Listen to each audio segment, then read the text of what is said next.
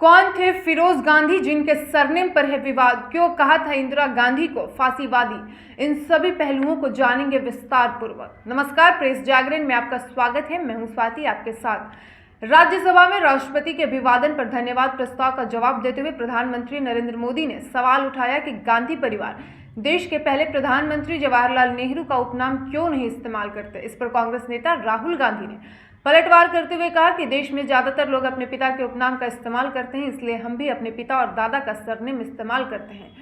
राहुल गांधी के दादा फिरोज गांधी के अपने पारसी पिता जहांगीर फर्दुन गांधी का उपनाम छोड़कर गांधी सरनेम का इस्तेमाल करने को लेकर काफी कुछ लिखा गया है।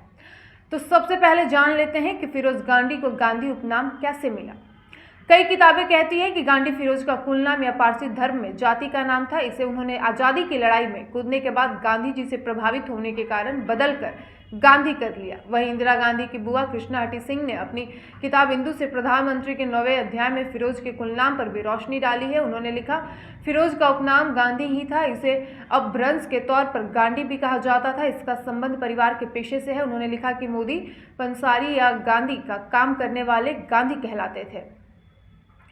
मुद्रा घोटाले का किया पर्दाफाश। फिरोज गांधी पूर्व प्रधानमंत्री इंदिरा गांधी के पति और देश के पहले प्रधानमंत्री जवाहरलाल नेहरू के दामाद होने से पहले स्वतंत्रता संग्राम सेनानी थे। पेशे से पत्रकार रहे फिरोज गांधी आजादी के बाद रायबरेली से चुनाव लड़े और जीतकर संसद पहुंचे। उस समय संसद में कांग्रेस सरकार के सामने कोई विपक्ष नहीं था, लेकिन फिरोज गांधी जब भी असहमत होते तो सरकार और कांग्रेस के खिलाफ आवाज उठाते रहते थे। इंडियन एक्सप्रेस की रिपोर्ट के मुताबिक 1958 में आजाद भारत के पहले भ्रष्टाचार के मामले मुद्रा घोटाले पर आवाज उठाई। उन्होंने कहा कि एलआईसी ने कोलकाता के हरिदास मुंद्रा की कंपनियों के शेयर्स उसे फायदा पहुंचाने के लिए खरीदे हैं। साथ ही पूछा कि सरकार और एलआईसी ने इसका विरोध क्यों नहीं किया। वित्त मंत्री को भी देना पड़ा था इस्तीफा। जी हां, आपको बता दें कि तत्कालीन वित्त मंत्री टीटी कृष्णमाचारी इसका साफ जवाब नहीं दे पाए। मामला इतना बढ़ गया कि पंडित जवाहरलाल नेहरू का नाम भी इस मामले में उछाला गया। इससे ससुर दामाद के रिश्ते भी खराब हो गए। बाद में पंडित जवाहरलाल नेहरू ने इसकी जांच के लिए बॉम्बे हाईकोर्ट के रिटायर्ड जज एमसी छागला की अध्यक्षता में आयोग का गठन कर दिया। इस मामले की सुनवाई जनता के सामने हुई।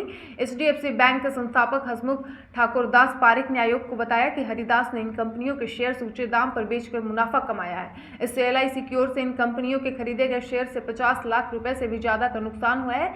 पर्दाफाश होने के बाद टीडी कृष्णमाचारी को इस्तीफा देना पड़ा।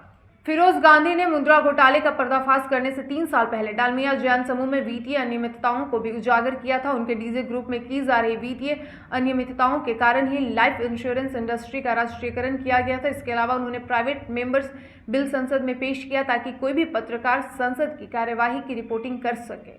इंडियन एक्सप्रेस की रिपोर्ट के मुताबिक इसके बाद से इंदिरा गांधी और फिरोज गांधी के संबंधों में भी खटास आने लगे। फिरोज गांधी की बेबाकी काफी लोगों को पसंद नहीं आ रही थी और इंदिरा गांधी अपने पिता के राजनीतिक जीवन में शामिल होती जा रही थी। इंदिरा गांधी को आखिर क्यों कहा फांसीवादी? आपको बता दें कि फिरोज गांधी व्यक्तिगत जीवन के इतर अपनी पत्नी इंदिरा गांधी की राजनीतिक सोच से भी असहमत थे। लोकतांत्रिक मूल्यों और संघवाद का पक्ष लेने वाले फिरोज गांधी को इंदिरा गांधी का सत्तावादी रवैया पसंद नहीं आता था। इससे दोनों के बीच दूरियां बढ़ती चली गई। दोनों के बीच सबसे ज्यादा कड़वाहट तब आई जब केंद्र ने 1959 में लोकतांत्रिक तरीके से चुनी गई केरल की कम्युनिस्ट सरकार को बर्खास्त करने का फैसला लिया। उस समय पंडित जवाहरलाल नेहरू जीवित थे और इंदिरा गांधी कांग्रेस के अध्यक्ष थी। केरल में तब ईएमएस नंबूद्रिपाद की सरकार थी और उन्होंने शैक्षणिक संस्थाओं में सुधार शुरू किया था। इसका काफी विरोध हुआ और केंद्र ने उनकी सरकार गिरा दी। तब फिरोज पहले व्यक्ति थे जिन्होंने इंदिरा गांधी को फांसीवादी कहा था। वीडियो पसंद आया हो तो वीडियो को लाइक और शेयर करें और ऐसे ही तमाम खबरों के लिए प्रेस जागरण को देखते रहिए। धन्यवाद।